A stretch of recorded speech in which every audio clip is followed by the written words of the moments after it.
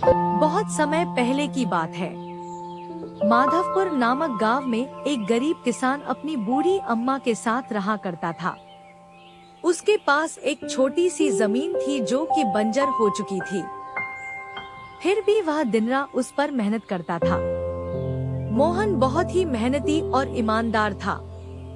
वह एक आत्मविश्वास से भरा हुआ व्यक्ति था जिसे ना हालातों से डर लगता था ना ही लोगों की बातों से।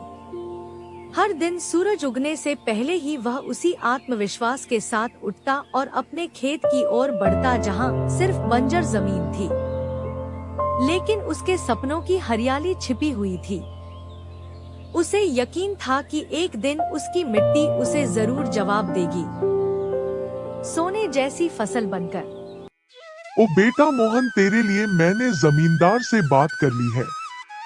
वो तुझे अपने पास काम पर रख लेंगे।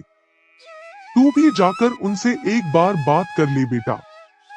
अब हमारे बस की बात नहीं रही। कम से कम वहां रहकर तू अपना गुजारा तो कर पाएगा। मुझे तेरा बहुत ख्याल है मोहन, इसलिए यह कदम उठाया। जाकर बात कर ले, सब ठीक हो जाएगा।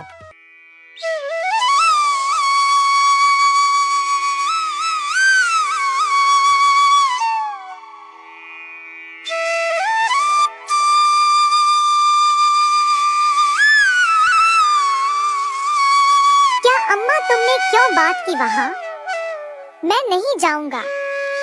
हमारा खुद का खेत है तो मैं दूसरों के पास क्यों काम करने जाऊं? मैं गरीब सही मगर खुददार हूँ। मैं अपनी मिट्टी में पला हूँ, उसी में पसीना बहाऊंगा। चाहे जितनी भी मुश्किल हो अम्मा, मैं अपनी ही जमीन पर मेहनत करूंगा। किसी और की नौकरी नहीं करूंगा। अरे मोहन, उस बंजर जमीन में क्या उगाएगा तू? वो जमीन अब बिल्कुल बेकार हो गई है बेटा। ना उसमें नमी बची है ना जान। तू अपनी जिंदगी यूं ही जाया कर देगा। उस जमीन को संवारते संवारते मैं जानती हूँ तेरा हौसला बड़ा है, पर बेटा हौसले से पेट नहीं भरता। तू मेरी बात मान ले। वो जमींदार कम से कम तुझे रोज की रोटी तो देगा। अपनी जिद छोड़ दे बेटा। तू थक जाएगा पर वो जमीन कुछ नहीं देगी तुझे। अरे अम्मा, तुम बेकार में ही इतनी परेशान हो रही हो। देखना, एक दिन मैं उसी जमीन से सोना निकालूंगा। यह जमीन ही हमारी सबसे बड़ी ताकत बनेगी। मोहन खेत में काम कर ही रहा था कि तभी वहाँ पर एक आदमी आकर बोला। अरे मोहन भैया, आपको भी मानना पड़ेगा। आप फिर से इस बंजर जमीन पर मेहनत कर रहे हैं। अरे मंगेश भैया, अब क्या करें? जमीन हमसे ज्यादा मेहनत करवा रही है, पर क्या करें? धरती तो माँ समान होती है, जैसा वह चाहे वैसा ही करना पड़ता है। कभी सख्त हो जाती है, कभी चुपचाप सब सह लेती है, कभी बीज को छुपा लेती है तो कभी उसे जीवन दे देती है। हम तो बस उसके बच्चे हैं जो उसके हर रंग को अपनाना जानते हैं।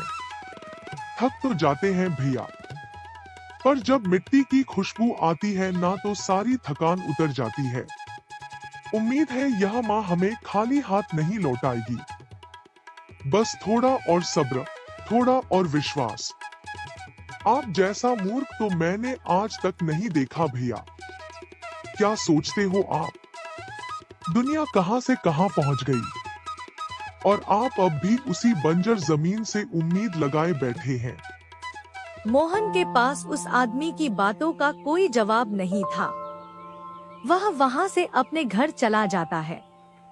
जब दोपहर को मोहन थक हार कर घर पहुंचता है तो देखता है कि माँ बुझे हुए चूल्हे के पास चुपचाप बैठी है। क्या हुआ अम्मा? तुम ऐसे क्यों बैठी हो? खाना क्यों नहीं बनाया? क्या बात है? बेटा, चूल्हा जलाने के लिए लकड़ियाँ नहीं है, इसीलिए चूल्हा कैसे जलेगा? बस इतनी सी बात है अम्मा।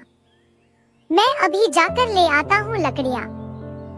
मोहन लकड़ियाँ लाने जंगल चला